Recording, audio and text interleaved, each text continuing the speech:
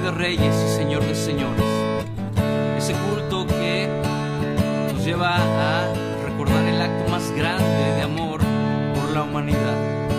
Lo que hace muchos años era una multitud gritando que lo clavaran en aquella cruz, que lo crucificaran, hoy se ha convertido en una iglesia, esposa de Cristo, alabando, clamando al Señor, dándole este reconocimiento, el honor que Él merece.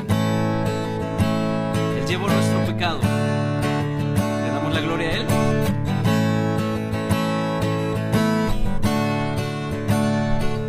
El pecado llevó, aunque no lo conoció, fuimos hechos en Él, justicia de Dios. Él se humilló, tomando la cruz, amor asombroso, amor asombroso. Jesús el Mesías, hombre sobre todo, Cordero bendito, Emmanuel, el pecado rescata, ha pagado el precio. Jesús el Mesías, sobre todo Él.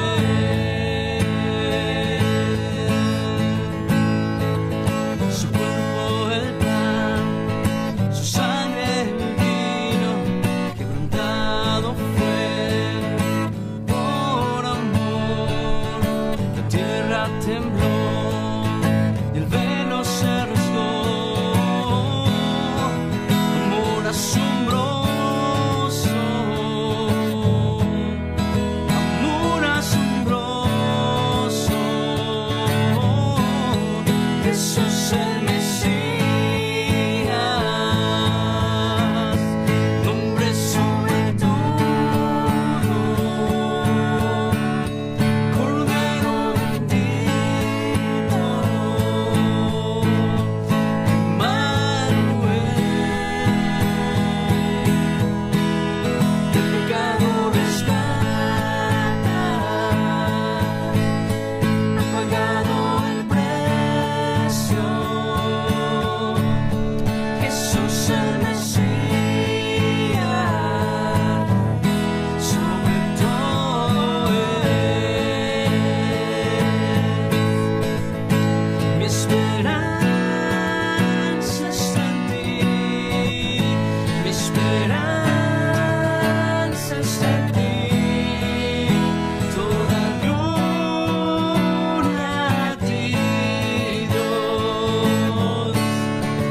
Tú eres la luz, mi esperanza está en ti, mi esperanza está en ti, toda gloria a ti, Dios.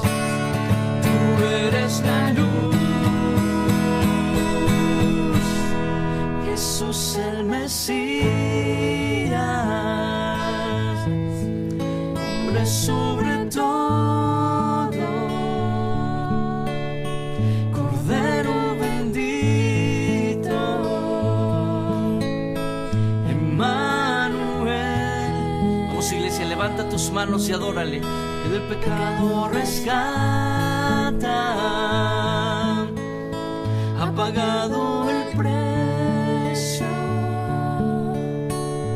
Jesús el Mesías, sobre todo es. Vamos a reconocerlo, iglesia. Jesús el Mesías, nombre sobre todo, Cordero bendito, Emmanuel. pecado rescata, ha pagado el precio. Jesús el Mesías, sobre todo Él. Que no le das la gloria y la alabanza al Señor. Dale un fuerte aplauso. Amén. Iglesia, queremos invitarte que juntos podamos adorar al Señor, que podamos levantar nuestras manos, abrir nuestro corazón y reconocer que solamente el Señor es digno. Te invitamos a adorar juntos con todo nuestro ser al Rey de Reyes.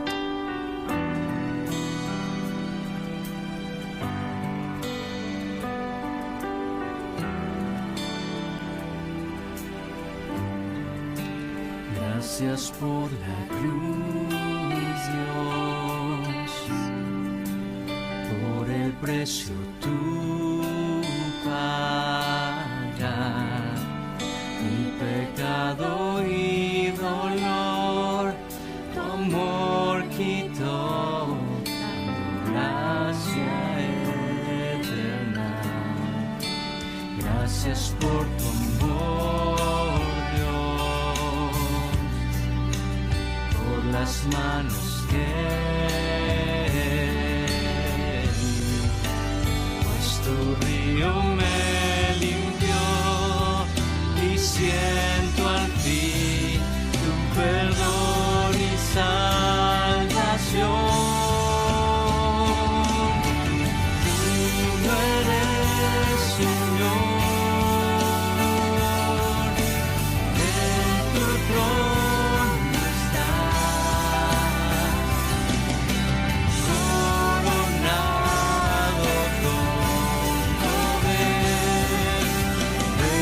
con majestad, Cristo Hijo de Dios, exaltado Rey, moriste en la cruz en mi lugar. Dime,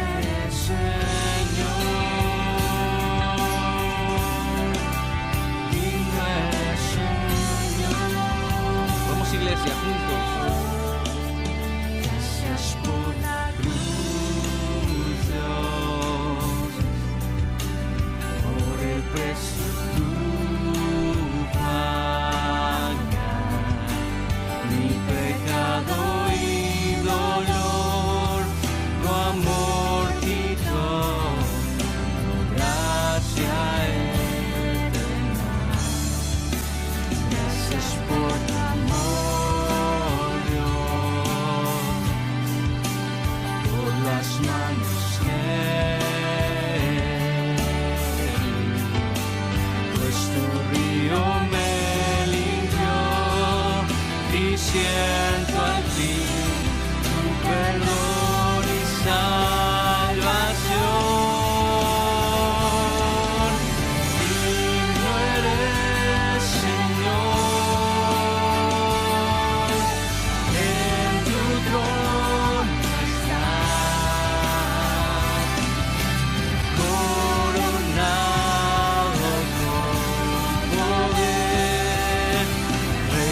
con majestad, Cristo Hijo de Dios,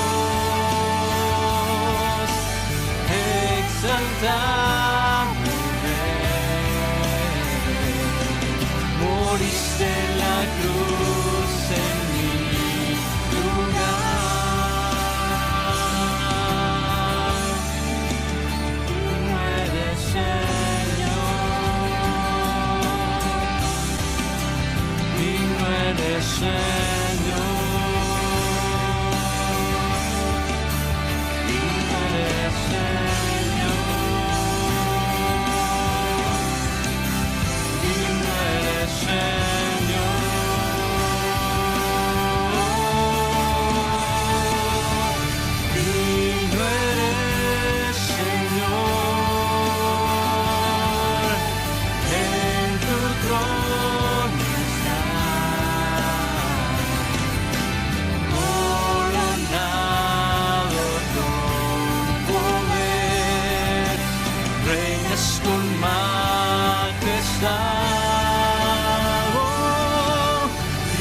Cristo, Hijo de Dios,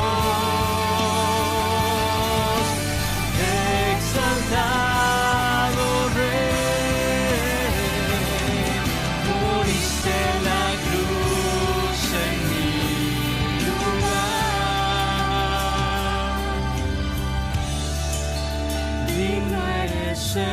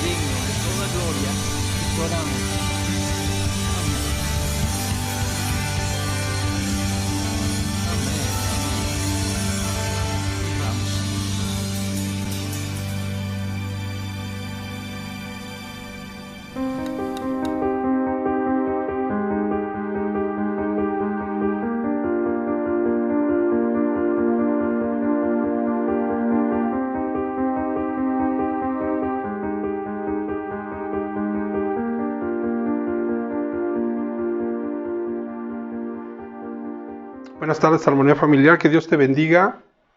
Espero estés pasando una semana muy bendecida en esta cronología de la Semana Santa y que esté siendo de gran bendición para tu vida esta enseñanza acerca de lo que sucedió día con día desde el domingo de Ramos hasta el domingo de resurrección.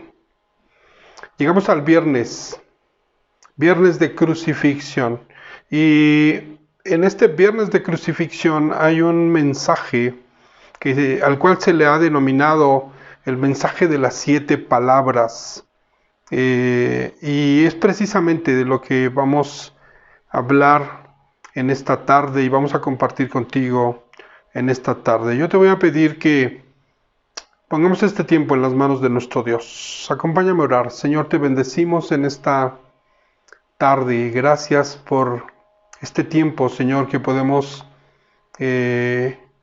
disponer para conocer más de ti, Señor, para saber más de ti. Muchas gracias, Padre. Alabamos tu nombre y bendecimos tu nombre. Te exaltamos, Señor, y te honramos en esta tarde. Pongo en tus manos, Señor, a cada uno de tus siervos que ha de compartir, Señor, este mensaje. Te pido que hables tú a través de tu palabra y que seas tú, Señor, el que ministre en nuestro corazón en esta tarde. En el nombre de Jesús, te damos gracias, Señor. Amén. Amén. Gloria a Dios. Te voy a pedir que me acompañes rápidamente al Evangelio de Lucas capítulo 23. Verso 33 y 34. Dice: y cuando llegaron al lugar llamado de la Calavera, le crucificaron allí, y a los malhechores, uno a la derecha y otro a la izquierda. Verso 34 dice: y Jesús decía: Padre, perdónalos, porque no saben lo que hacen. Y repartieron entre sí sus vestidos, echando suertes. Jesús decía: Padre, perdónalos, porque no saben lo que hacen. Y bueno, yo creo que por un momento te puedas imaginar esta escena. Jesús crucificado, Jesús colgado en esa cruz.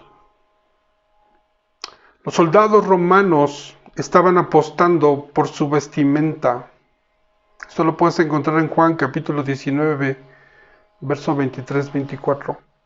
Uno de los criminales en la cruz de al lado de él lo estaba insultando, Mateo 27-44. Los líderes religiosos se burlaban de él, Mateo 27-41-43. Y la muchedumbre lo blasfemaba, Mateo 27, verso 39. Esa muchedumbre que un domingo antes lo aclamaba, esa muchedumbre que el domingo anterior, cuando Jesús entraba a Jerusalén, decía: bendito el reino de nuestro padre David que viene, hosana en las alturas. Y un verso antes dice que daban voces diciendo: hosana, bendito el que viene en el nombre del Señor. Un domingo antes, este era el clamor, estas eran las expresiones de gozo: hosana en las alturas. Y esa misma muchedumbre lo blasfemaba. ¿Te puedes imaginar por un momento esa escena? Y en medio de todo eso, Jesús se angustia, pero no se angustiaba o no estaba angustiado por lo que le estaba pasando a él. Estaba angustiado por ellos, por la ignorancia de ellos. Y en una inigualable expresión de misericordia y amor, dice: Padre, perdónalos porque no saben lo que hacen. Padre, perdónalos porque no saben lo que hacen. Es importante notar que en esta oración de Jesús, Padre, perdónalos porque no saben lo que hacen, no significa que todos fueran perdonados unilateralmente, sin arrepentimiento y sin fe. Es importante saber que el perdón tiene que ver con arrepentimiento y con fe. Vamos a ver 3 aspectos en la oración de Jesús. Padre, perdónalos porque no saben lo que hacen. Número 1. Esta oración significa que Jesús estaba dispuesto a perdonarles, pues el perdón era de hecho la razón por la que Él estaba en la cruz. Las palabras Padre, perdónalos muestran el corazón misericordioso de Dios. Número 2. Jesús oró: Padre, perdónalos porque no saben lo que hacen, porque estaba cumpliendo la profecía del Antiguo Testamento. Él llevó el pecado de muchos e intercedió por los transgresores. Isaías 53:12. Desde la cruz Jesús intercedió por los pecadores.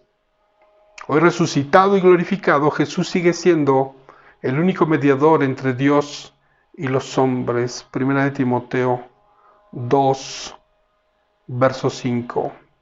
Jesús oró: Padre, perdónalos, porque estaba poniendo en práctica el principio que había enseñado en el Sermón del Monte. Este es el tercer aspecto.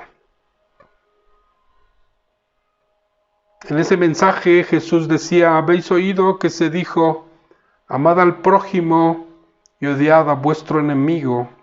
Pero yo os digo: amad a vuestros enemigos y orad por los que os persiguen.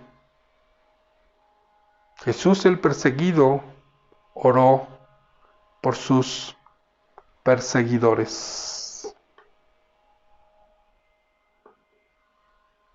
Debemos darnos cuenta de algo importante. Los pecadores que pusieron a Jesús en la cruz eran ignorantes de la verdadera importancia de sus acciones. Los soldados personalmente no mostraron mala voluntad hacia él, simplemente seguían órdenes. ¿Sabes? Así trataban normalmente a los condenados, porque creían que lo merecían. En esta ocasión, los soldados que estaban que crucificaron a Jesús, creían que él merecía lo que estaba sucediendo. Eran ignorantes. Perdónalos porque no saben lo que hacen. ¿Te has dado cuenta cuál es nuestra actitud en la actualidad con las personas que ignoran la palabra de Dios? ¿Cuál es nuestra actitud hacia todos aquellos que tienen ciertas prácticas que ciertamente son desagradables delante de Dios, pero que ignoran lo que hacen? ¿Cuál es nuestra actitud, querida iglesia, ante una situación así? Cuando nos damos cuenta que alguien ignora.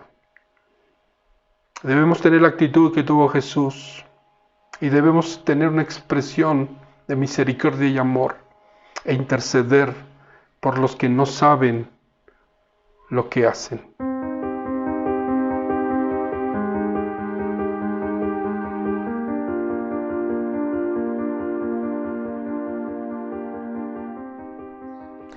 Definitivamente, las palabras que dijo nuestro Señor Jesús en la cruz han sido atesoradas por todos nosotros. Nos permiten ver tanto esa humanidad de nuestro Señor Jesús como su divinidad. Ahora, también son estos últimos momentos en los que nuestro Señor Jesús estaba experimentando para poder salvarte a ti y para poder salvarme a mí. Vamos a meditar en el mismo capítulo y en el mismo libro que estábamos revisando anteriormente con nuestro pastor Roberto, que es Lucas capítulo 23, solamente que ahora nos vamos a enfocar en los versículos del 39 al 43. Te repito la cita, Lucas 23, versículos del 39 al 43. Y la palabra del Señor dice así: uno de los criminales colgados junto a él se burló. Así que eres el Mesías. Demuéstralo salvándote a ti mismo y a nosotros también. Pero el otro criminal protestó: ¿ni siquiera temes a Dios ahora que estás condenado a muerte? Nosotros merecemos morir por nuestros crímenes, pero este hombre no ha hecho nada malo. Luego dijo: Jesús, acuérdate de mí cuando vengas en tu reino. Jesús respondió: te aseguro que hoy estarás conmigo en el paraíso. Las segundas palabras que vamos a meditar en este día es: te aseguro que hoy estarás conmigo en el paraíso. ¿Qué estaba pasando aquí? Jesús ya estaba crucificado. A su lado tenía dos malhechores, dos ladrones, dependiendo la versión que tengas. Por un lado tenía uno que se estaba burlando de él, aún estando al borde de la muerte.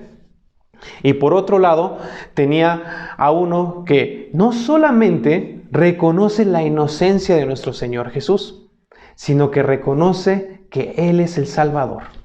Y qué contraste tan interesante, porque por un lado tenemos a los discípulos que convivieron con Jesús, durmieron con Jesús, presenciaron los milagros de Jesús, estuvieron durante su ministerio viendo la magnificencia y la gloria de nuestro Señor Jesús.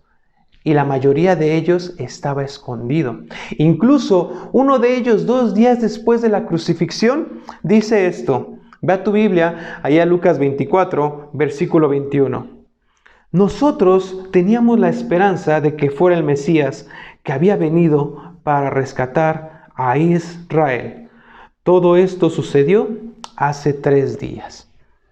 Y por otro lado teníamos a este malhechor, a este ladrón que decía: Jesús, acuérdate de mí cuando vengas en tu reino. Sin duda este ladrón estaba mostrando más fe que los discípulos que habían estado con nuestro Señor Jesús. Ahora, no con esto quiere decir que los discípulos no amaran a Jesús. Claro que amaban a Jesús. Simplemente que su esperanza de que Jesús estableciera el reino se había desvanecido. Y la gran mayoría estaba escondido por miedo a que hubiera alguna repercusión en su contra.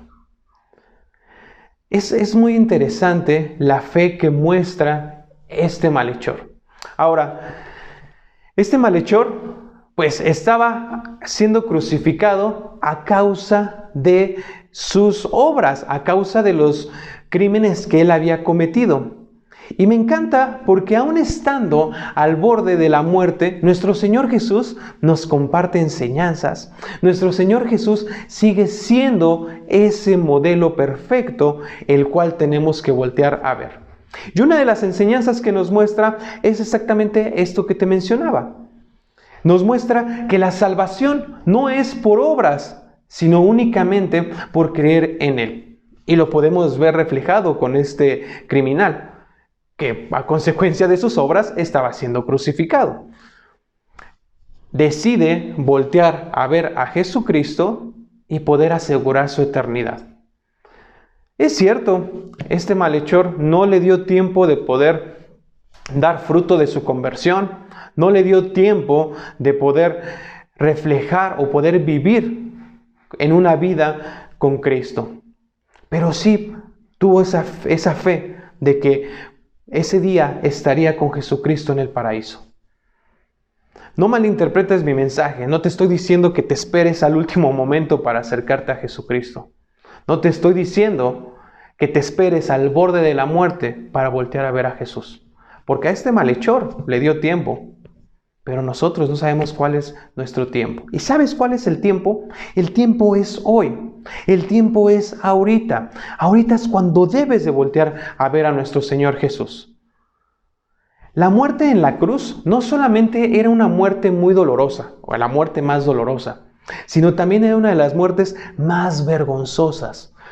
Porque el motivo por el cual ellos estaban siendo colgados es también para que pasara todo el pueblo y los volteara a ver y se pudieran burlar de ellos por lo que estaba pasando. Entonces, este criminal, este hombre, que por cierto no se menciona el nombre de ninguno de estos dos ladrones dentro de la Biblia, decide hacer a un lado esa vergüenza y enfocarse en nuestro Señor Jesús. Posiblemente estás pasando por un momento de vergüenza, por un momento de desaliento, por un momento de desánimo. Hazlo a un lado y céntrate en Jesús. Ahora, no porque hizo esto este criminal, este hombre, se bajó de la cruz, lo bajaron del crucifijo, le salvaron la vida, dejó de sentir dolor. No pasó nada de eso. Pero lo que sí pasó es que murió con la convicción, con la fe de que ese día iba a estar con Jesús en el paraíso. Otra gran enseñanza que nos deja esta porción es que no dejes de predicar o deja de predicar hasta tu último aliento. Jesús estaba sintiendo dolor. Jesús estaba cansado por todo lo que había vivido ese día. Y aún así, Él muestra gran misericordia al perdonar a este ladrón estando en esa cruz. Aún hasta en su último suspiro, Él estaba cumpliendo el objetivo de su ministerio. No nos esperemos hasta el último momento para poder voltear a ver a Jesús. El momento es ahora, el momento es hoy. Y así como dijo este criminal estando en la cruz, sus palabras fueron: nosotros merecemos morir por nuestros crímenes, le decía él al ladrón. Nosotros merecíamos morir por nuestro pecado. Pero Jesús, en su infinita gracia, se entregó para poder perdonar así tus pecados y mis pecados. La única manera en la que podemos ser agradecidos por ese acto tan hermoso es predicar el Evangelio hasta nuestro último suspiro. Dios les bendiga.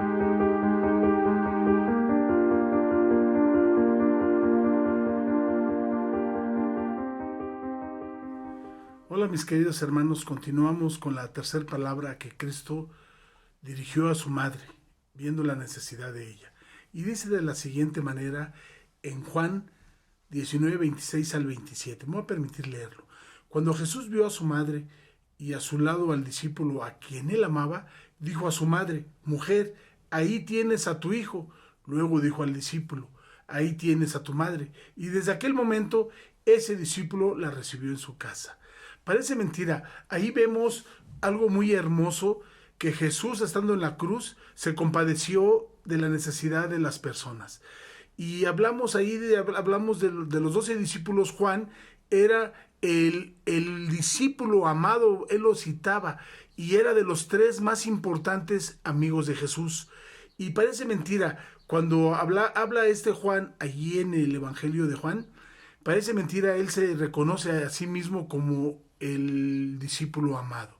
Y aquí vemos cuando él dicta esta tercera palabra a su madre, le está diciendo a su madre: madre, he ahí tu hijo. Y Juan la tomó en sus brazos y dice que le dio entrada a su casa. Cuando Jesús estaba en la cruz, seguramente pensó en el dolor de María. Algunos creen que el dolor de María fue tan grande como el del Señor Jesús y por eso le adoran a esta María. Pero no es así. Nosotros como cristianos vemos a una mujer que fue la madre del Cristo, pero humano, cuando Jesús llegó al mundo. Y sabemos que ella, tal vez cuando él jugaba y se caía, se lastimaba, ella necesariamente podemos decir que ella lo curaba, lo protegía, y obviamente al verlo a él ahí crucificado, el dolor como madre de una persona humana, pues le dolía el verlo crucificado y lo que estaba sufriendo. Obviamente el sufrimiento no era tan fuerte como el del Señor Jesús, porque él entregaba ese dolor por la muerte de todo el ser humano que en él creyera. Pero sí vemos algo interesante. María aceptó que le dijera que ahí tenía a su discípulo amado para que él supliera esa parte de necesidad que tenía como madre, de un hijo. Conocemos de que todos los hijos de María, los demás hijos, los medios hermanos en la carne de Jesús, obviamente no creían en él. Y María anduvo tras de él cuando pasó todo su ministerio, y cuando llegó a la cruz también estuvo allí, y el discípulo amado Juan no se le despegó en ningún momento. Entonces vemos cómo el amor de Jesús y ver el sufrimiento de la persona quiso cubrir diciéndole: he ahí tu hijo. Entonces vemos algo hermoso, que Jesús todo cumplía. Y parece mentira, en la muerte de Jesús, para esas fechas se cree que José ya no existía, que a lo mejor ya estuviera muerto. Y vemos algo importante aquí en ese texto. Dice: María estaba sola, a excepción de la compañía de Jesús, y Jesús se preocupó por eso, de dejarle a un hijo. Al morir en la cruz, María quedaría totalmente sola, completamente sola. Él olvidó un poco su dolor y se preocupó por el dolor de María. ¿Y qué le dijo? He ahí tu hijo. Sabemos algo hermoso, que quiso cubrir el dolor que estaba sintiendo en ese momento de la pérdida de Jesús, de que estaba siendo crucificado, de que estaba a lo mejor perdiendo todo, pero cubrió esa necesidad. Jesús se olvidó completamente de su padecimiento, y lo que dijo, se compadeció del que tenía necesidad. Y en ese momento él vio la necesidad de su madre y le dijo: he ahí tu hijo. Y el discípulo le dijo: he ahí tu madre. Y en ese momento la cogió en su seno y se la llevó a su casa. Parece mentira. Algo que dejó Jesús fue algo bien importante. Nos dejó el que nosotros tenemos que cuidar de todos nosotros. Dice, él olvidó un poco todo su dolor y se preocupó por esa mujer que lo había criado, y le dejó al discípulo amado la tarea de cuidar de ella. Él la recibió en su casa. Ese día, dice la palabra de Dios, dice, y hay una promesa impresionante en esto. Dice, cuando Jesús partió con el Padre, se preocupó por nosotros. No nos quedaríamos solos. Sin embargo, en esta palabra nosotros podemos decir que Él no nos ha prometido un consolador, alguien que estará con nosotros en su ausencia. Parece mentira. El Espíritu Santo, en el momento que Él dijo que era necesario que Él partiera para dejarnos el poder del Espíritu Santo, Él se compadeció de nosotros y dijo, no los voy a dejar solos, no van a estar solos ya. Simplemente dice, déjenme partir para prepararles morada y que el Espíritu Santo sea su consolador. Por otro lado, nosotros tenemos la responsabilidad de, así como Juan recibió a María, nosotros como iglesia recibir al desamparado en el nombre de Jesús. Eso es algo bien interesante para la iglesia Armonía Familiar. Nosotros, como hijos de Jesucristo, como iglesia de Jesucristo, debemos de amparar a todo el necesitado, a las viudas, a los huérfanos, a los enfermos, a los que están en la cárcel, porque el Señor nos ha enseñado que debemos amar como Él amó al mundo, y debemos dejarnos nosotros mismos para darle la salvación por medio de Jesucristo a todo el ser que le necesita. Amados hermanos, seamos como este Jesús que nos dejó el Espíritu Santo para que nosotros siguiéramos el camino en pos de Él. Dios los bendiga, hermanos.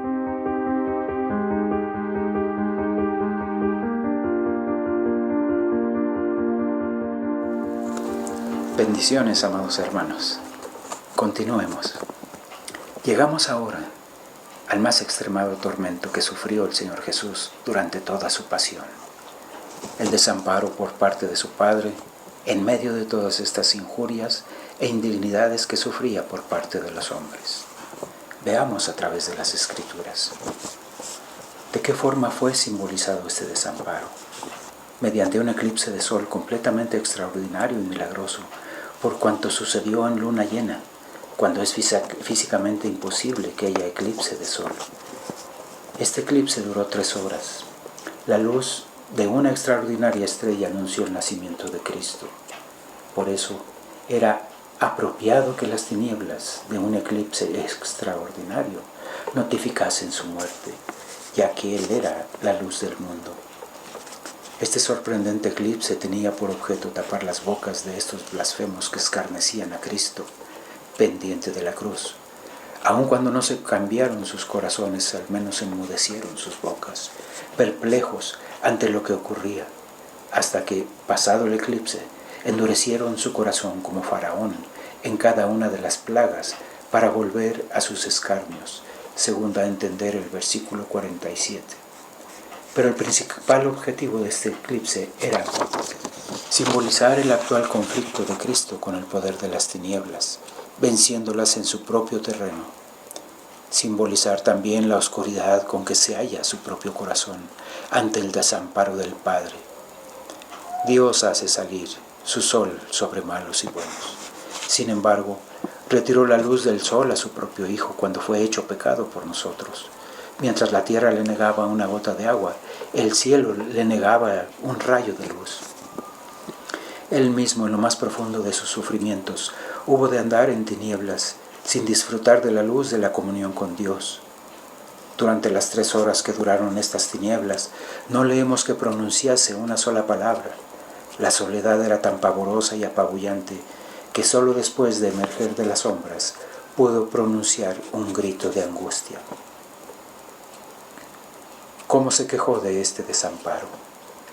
Cerca de la hora novena, a la hora precisa en que solía hacerse en el templo la oración principal de cada día, y en la penumbra que seguía la gran crisis, Jesús gritó, diciendo: Dios mío, ¿a qué me has desamparado? Esto es lo que dice claramente el original. No, ¿por qué? Sino se revela contra el hecho de que interroga sobre el motivo. Extraña queja, salida de la boca de nuestro Señor Jesús, en quien el Padre tenía siempre su complacencia. Sí, el Padre le amaba, porque ponía su vida por las ovejas. Sin embargo, este Padre le abandonaba en medio de sus grandes sufrimientos, seguro de que jamás hubo una angustia tan profunda en toda la historia de la humanidad, pues nadie jamás ha podido sentirse tan desamparado y por un motivo tan grave. Observemos, ¿de dónde tomó tal queja? Del Salmo 22:1. Esta palabra, como aquella otra, en tus manos encomiendo mi espíritu, están tomadas de los salmos de David para enseñarnos el uso que hemos de hacer de la palabra de Dios, para guiarnos en la oración y tener ayuda en nuestra debilidad. Romanos 8:26. ¿En qué tono lo expresó? A gran voz, lo cual indica la extrema intensidad de su dolor y angustia, la fuerza que quedaba aún en su naturaleza y el anhelo de su espíritu al expresarla. ¿Cuál era su queja? Dios mío, ¿a qué me has desamparado? El evangelista nos ha conservado las palabras mismas de Jesús en el arameo, con una ligera variación en el nombre de Dios, pues aquí está en hebreo, mientras que en Marcos aparece en arameo. También, Elí, Elí, lama sabactani, el griego en que está a continuación traducido, matiza estupendamente el sentido del verbo usar, enkatelipes, que literalmente significa abandonar, dejando a uno sujeto y encerrado, sin escape. No es extraña la admiración que transpiran las palabras del apóstol cuando dice en Filipenses 2:8, obediente hasta la muerte y muerte de cruz. Nuestro Señor Jesucristo, en medio de sus sufrimientos, fue por algún tiempo desamparado por su Padre. Así lo expresó él mismo, para que no quedase duda sobre el hecho. Profundísimo misterio, sin que el Padre cesase de amarle, ni él al Padre, el Padre con todo le desamparó. Le entregó en manos de sus más crueles enemigos, y allí le dejó sin intentar librarle de tales manos. Ningún ángel fue enviado desde arriba para librarlo. Ningún amigo surgió desde abajo para aliviarle. Cuando su alma estuvo antes conturbada, oyó una voz del cielo para confortarle. Juan 12, 27 y 28. Cuando en su agonía del huerto se sintió triste y despavorido, apareció un ángel para darle fuerzas, pero ahora no tenía ni uno ni lo otro.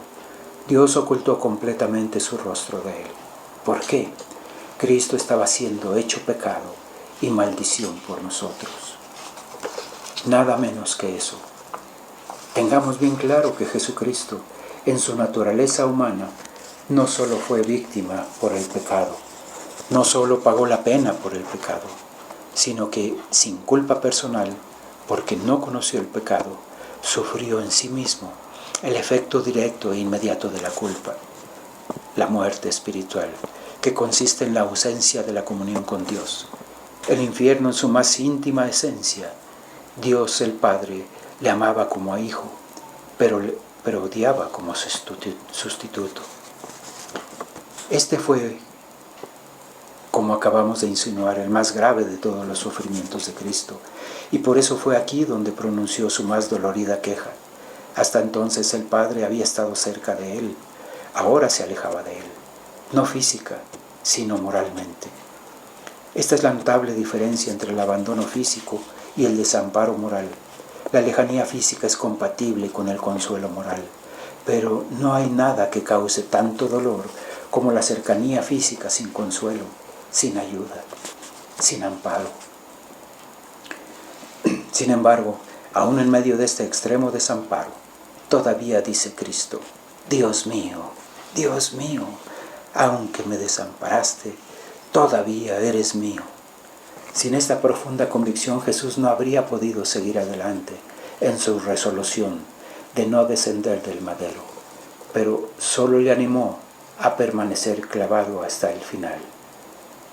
La gloria y la honra siempre sean para nuestro Salvador, Cristo Jesús. Amén y amén.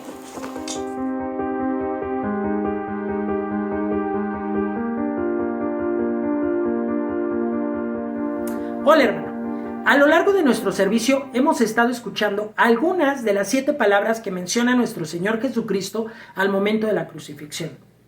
Todas estas palabras fueron importantes, pero sobre todo fueron radicales y tenían la intención de generar un aprendizaje en la vida de cada creyente. Y yo te quiero hablar de una de estas frases o palabras que utiliza nuestro Señor Jesucristo. Tal vez por su estructura gramatical es la más corta, pero tiene una enseñanza tan profunda que puede edificar tu vida y la mía. Es por eso que te voy a pedir que vayas a tu Biblia, al libro de Juan, capítulo 19, versículos 28 y 29. Fíjate lo que dice la palabra. Jesús sabía que su misión ya había terminado. Y para cumplir las escrituras dijo, tengo sed. Había allí una vasija de vino agrio. Así que mojaron una esponja en el vino, la pusieron en una rama de hisopo y la acercaron a los labios de Jesús. Me encanta esta enseñanza y te voy a decir por qué me encanta. Porque a pesar de la situación que estamos viendo, el Señor muestra una necesidad. El Señor Jesús se acerca a una condición que vivimos muy comúnmente tú y yo, una necesidad. Déjame decirte que el agua para Jesús era un término bastante importante. Si vamos pasajes más atrás, vamos a ver que él está teniendo en algún momento una charla con una mujer samaritana. Y le está diciendo que si ella toma del agua que él ofrece, ella jamás volverá a tener sed. El agua representaba algo importante para Cristo, pero no solo para Cristo, también para la vida y la supervivencia humana. El agua es necesaria para nuestro organismo. Es más, es tan importante el agua que déjame decirte que el 60% de nuestro cuerpo está constituido por agua. El 80% constituye la parte de nuestra sangre y el 90% la parte de nuestros pulmones. ¿Te fijas qué tan importante es el agua para nuestro organismo?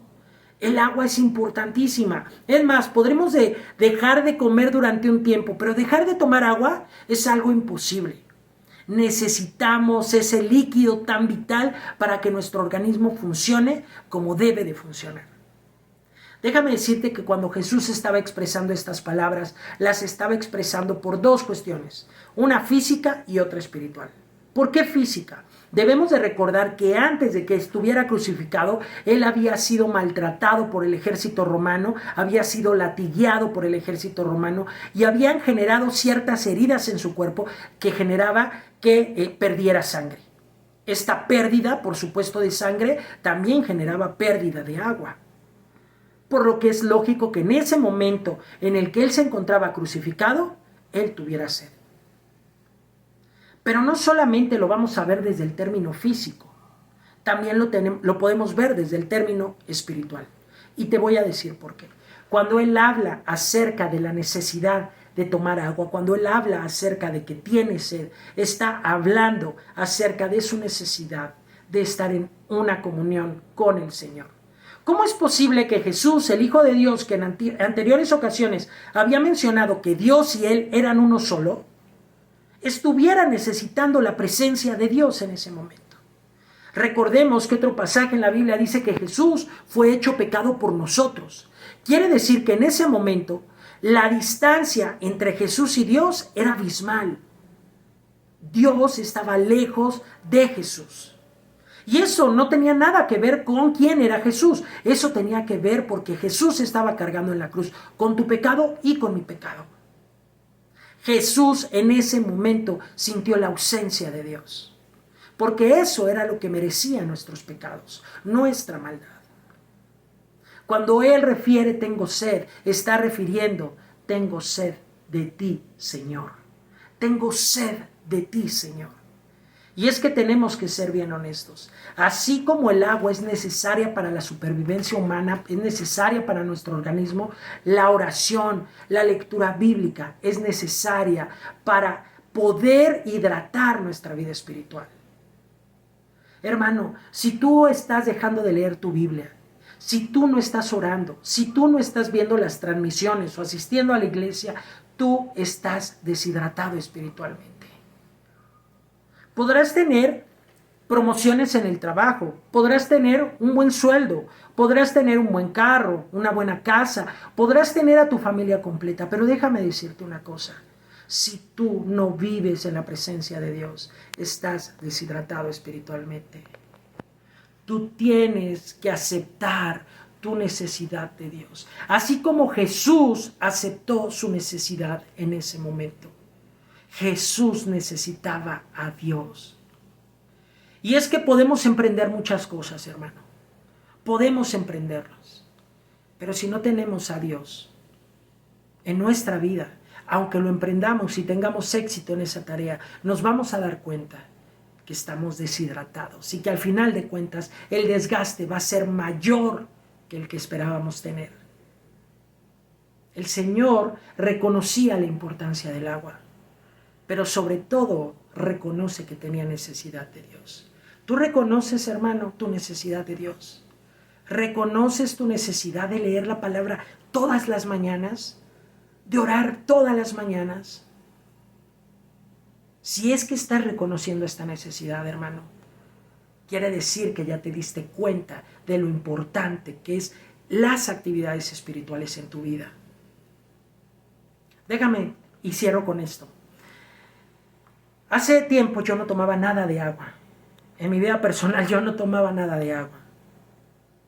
Y tomaba puro refresco o jugo.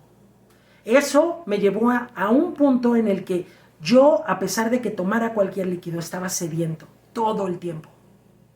Ahora tomo agua. Sé que es importante para mi organismo tomar agua. Hermano, así tenemos que reconocer cuando es importante leer la palabra, estudiarla, orar, ir a la iglesia con frecuencia, vivir en la presencia de Dios. Porque ¿sabes qué? Cuando tú no lo haces, eso se nota. Se nota tu deshidratación espiritual. Y es el reflejo de que hace falta que Dios esté ahí. Hermano, Dios te bendiga.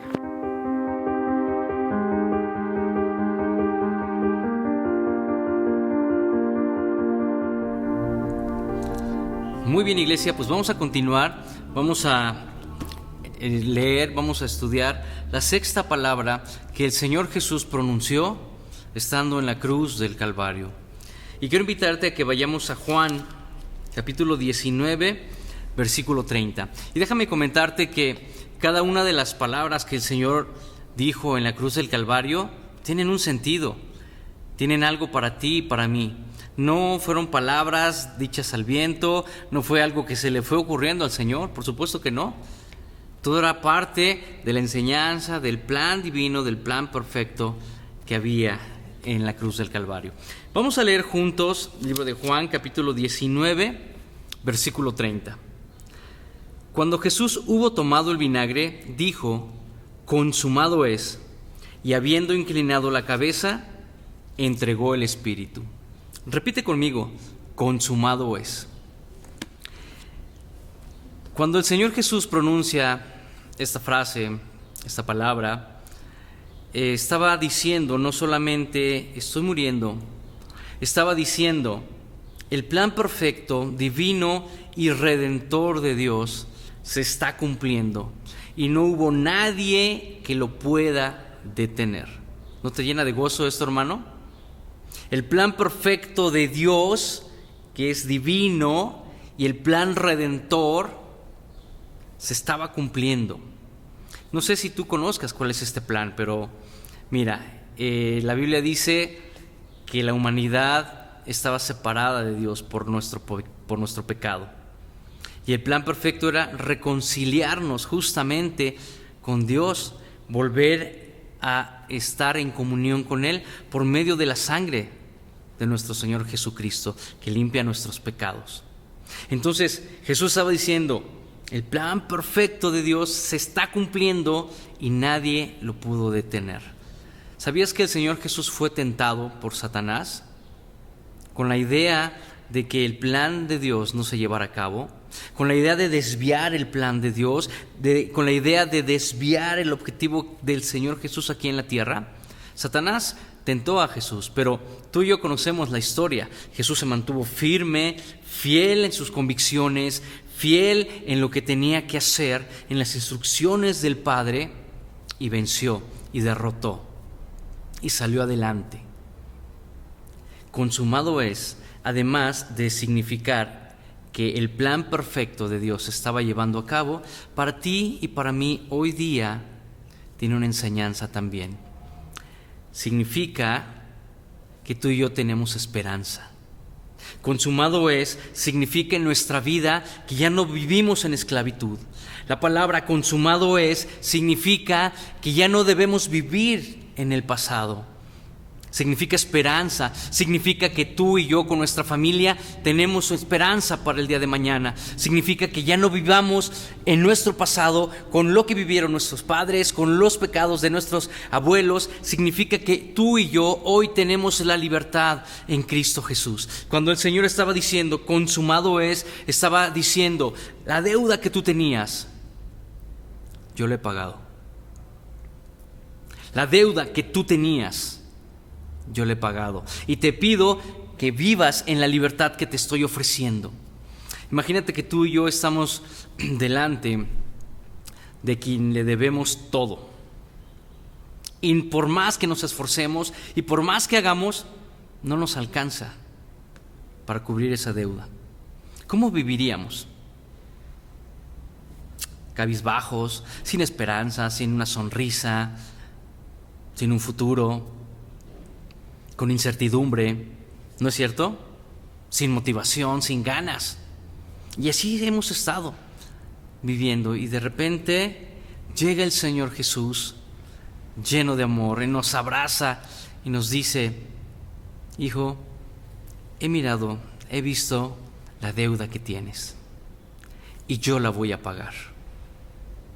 Yo voy a pagar tu deuda, porque por más que te esfuerces, por más que seas una buena persona, por más que seas un excelente padre, una excelente madre, un excelente ciudadano, por más que realices obras y obras, no te alcanza para cubrir la deuda que tienes. Pero a mí sí me alcanza, dice el Señor Jesús. ¿Cuántos se gozan en esto? ¿Cuántos dicen amén? Dice el Señor: a mí sí me alcanza. Y viene el Señor Jesús delante de nosotros como nuestro abogado y nos representa y dice: yo voy a cubrir la deuda que tiene Misael, que tiene Rogelio, que tiene Juan, que tiene Laura, que tiene María, que tiene Isabel, como quiera que te llames. El Señor Jesús se presenta como nuestro abogado y dice: yo voy a cubrir esa deuda. ¿Cómo viviríamos? ¿Cómo saldríamos de aquel lugar? ¿No saldríamos llenos de gozo, llenos de esperanza, con un rostro diferente? Porque el Señor Jesús pagó nuestra deuda. Lo cantamos. El Señor ha pagado el precio. Él pagó el precio. Hoy ya no somos esclavos. Hoy somos libres en el nombre del Señor Jesús. Cuando el Señor dijo: consumado es, estaba diciendo: vive en la libertad que yo te ofrezco. Cuando Él dijo: consumado es, estaba trayendo esperanza a nuestra vida. Amada iglesia, amigo, tú que nos estás escuchando, hagamos que esta palabra cobre sentido en nuestra vida el día de hoy. Toma tu familia y juntos digámosle al Señor: gracias, porque consumado es significa vivir en la libertad de Cristo. Que Dios te bendiga, iglesia. Amén.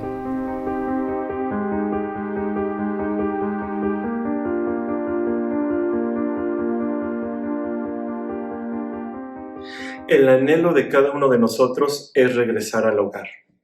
Y esa fue precisamente la expectativa que Jesús tenía al final de la cruz. Dice la palabra del Señor en Lucas capítulo 23, versículo 46. Entonces Jesús exclamó con fuerza: Padre, en tus manos encomiendo mi espíritu. Y con esas palabras dio su último suspiro. La muerte es la experiencia más ordinaria de la vida. Si el Señor no viene antes, tanto tú como yo moriremos. Y lo que nos enseña Jesús a través de esta maravillosa expresión, última frase de la cruz, es la esperanza que tenemos los que hemos puesto nuestra confianza en Él. No hay ninguna duda en el caso de Jesús de saber a dónde regresaba. No hay ninguna sombra, ninguna incertidumbre acerca de que Jesús había cumplido su misión, sino que sabía que regresaría a los brazos de su Padre. Él sabía que su espíritu, lo más importante que tienes tú, lo más importante que tengo yo, lo más importante de él, su espíritu, ahora descansaría en las manos poderosas de Dios. Sin lugar a dudas, esta experiencia abrió para nosotros una gran puerta de esperanza. Tú y yo ahora podemos tener la plena certidumbre de que lleguemos a morir, vamos a ir exactamente al hogar con Dios. Y esto fue lo que él experimentó y con ello él abrió el camino al Padre.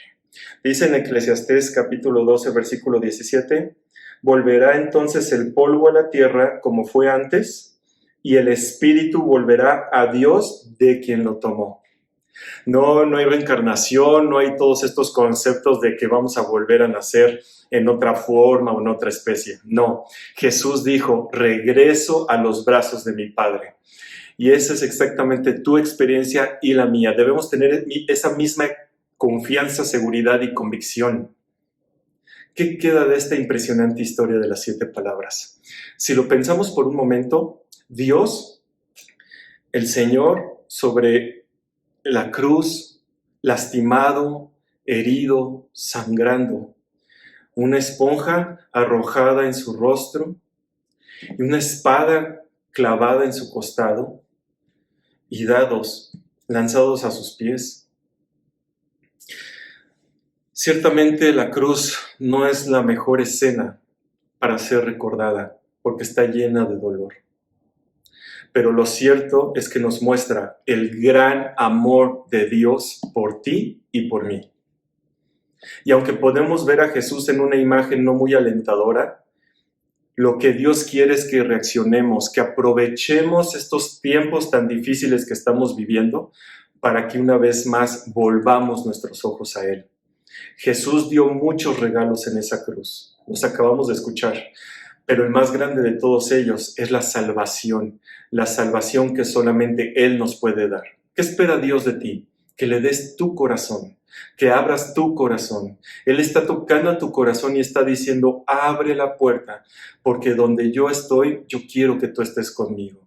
Yo quiero entrar y transformarte, llenarte de esperanza, de gozo, de perspectiva, de vida eterna. Si me permites, déjame terminar con una oración y aquellos que tengan en su corazón el deseo de abrir su corazón a Cristo y decirle, Señor, hoy regreso a ti. Quiero tener la misma convicción que tú tuviste antes de morir. Sabías que regresarías al Padre. Quiero que hagas lo mismo conmigo. Dame esa convicción y en esta ocasión te abro mi corazón. Oremos.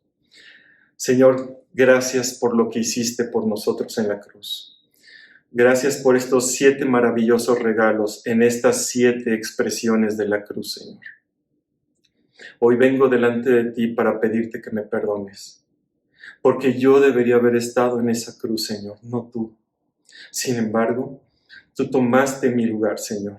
Y hoy vengo delante de ti con gratitud en mi corazón, abriéndote mi ser, mi espíritu, mi alma, para que vengas a morar en mí, para que me ayudes a ser un hijo obediente, un seguidor fiel, que pueda ser sal y luz en un mundo que vive sin Cristo y sin esperanza. Gracias, Señor, por este gran mensaje de las 7 palabras que hoy hago mío. Y te agradezco por tanto y tanto amor que demostraste en esa cruz. Gracias, Señor, por tu palabra. Gracias, Señor, y nos ponemos delante de ti, nuestro Señor. Gracias, Padre, en el nombre de tu Hijo Jesús, y todos decimos amén y amén. Damos gracias a Dios por este tiempo. Te agradecemos por habernos acompañado en este día, en este mensaje que sin duda será un mensaje que llevaremos a reflexión como persona y como familia. Damos gracias a Dios por Armonía Familiar, por tener la oportunidad de vivir estos momentos como iglesia, y le agradecemos al Señor por ese gran sacrificio por amor, por ti y por mí. Gracias por estar acompañándonos durante esta transmisión. Dios te bendiga y que la presencia de nuestro Señor siga en tu vida y en la de tu familia. Nos vemos pronto.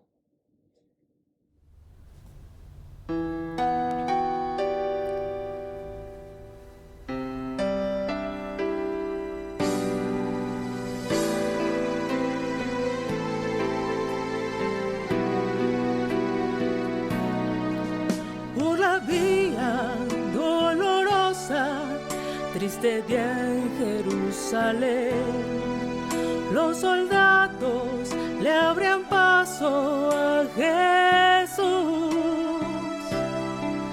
mas algunos se acercaban para ver al que llevaba aquella cruz.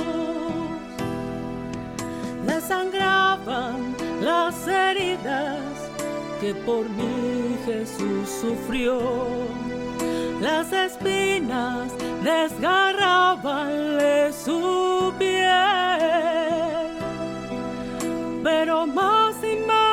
Inmenso fue su amor por quienes él iba a morir. Por la vía dolorosa que es la vía del dolor, como oveja vino Cristo Rey Señor, y fue él quien quiso ir por su amor, por ti y por mí, por la vía dolorosa al Calvario fue a morir.